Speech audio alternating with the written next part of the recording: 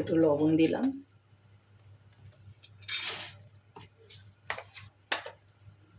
একটু সাদা তেল দিলাম, পাস্তাগুলো দিয়ে দিলাম।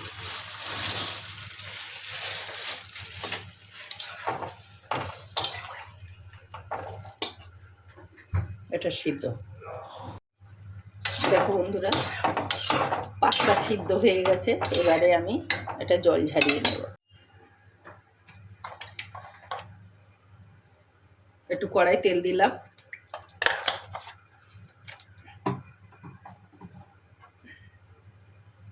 তেলটা একটু গরম হয়। আগে আলুটা ভেজে নেব।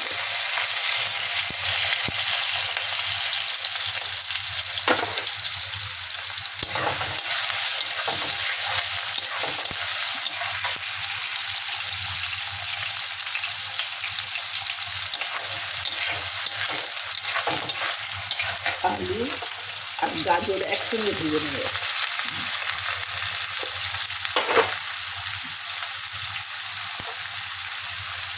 একটু শিম দিলাম, তারপরে একটু লঙ্কা দিলাম, পেঁয়াজ দিলাম, সব একসঙ্গে দিয়ে দিলাম।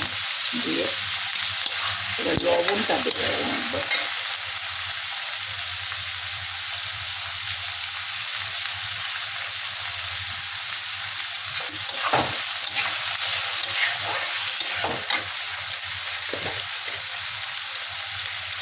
অল্প একটু হলুদ দেবো, সামান্যই হলুদ দিয়েছি। এবারে এটা ভালো করে নাড়াচাড়া করে ভেজে নেব। দেখো বন্ধুরা, একটু তো ফ্রাইড রাইস দিলাম, আর এই পাস্তাটাও দিয়ে ভালো করে একটু কষিয়ে নিচ্ছি। মানে এইভাবে একবার তৈরি করে খেয়ে দেখতে পারেন, দারুণ খেতে হয়। আমরা তো এইভাবেই তৈরি করি, করে খাই, খুবই ভালো লাগে খেতে এইভাবে পাস্তা করতে। এই ম্যাগি মশলা দিয়ে দিলাম, একটু ম্যাগি মশলাটা করে দিয়ে দিলাম।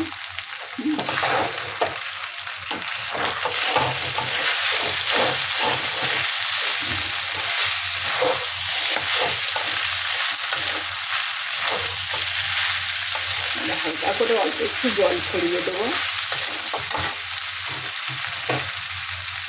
হালকা করে একটু জল ছড়িয়ে দেবো।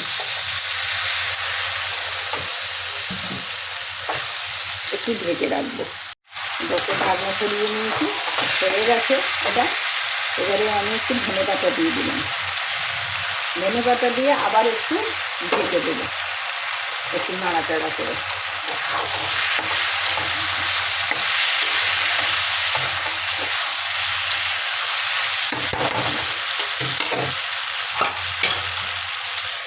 ঢেকে দিলাম।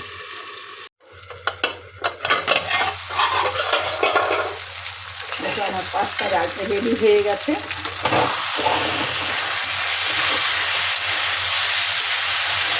এবারে গ্যাস অফ করে দিলাম। পাস্তা রেডি হয়ে গেছে।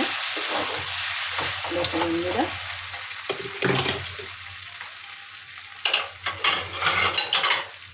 তোমরা একবার এইভাবে পাস্তা রান্না করে খেয়ে দেখো, দারুণ খেতে হয়। এই দেখো, দারুণ খেতে হয়। তোমরা একবার এইভাবে তৈরি করে খেও। আমার এই রেসিপিটা যদি তোমাদের পছন্দ হয়, তাহলে একবার লাইক কমেন্ট করো। বন্ধুরা, তোমরা সবাই ভালো থেকো, সুস্থ থেকো, টাটা।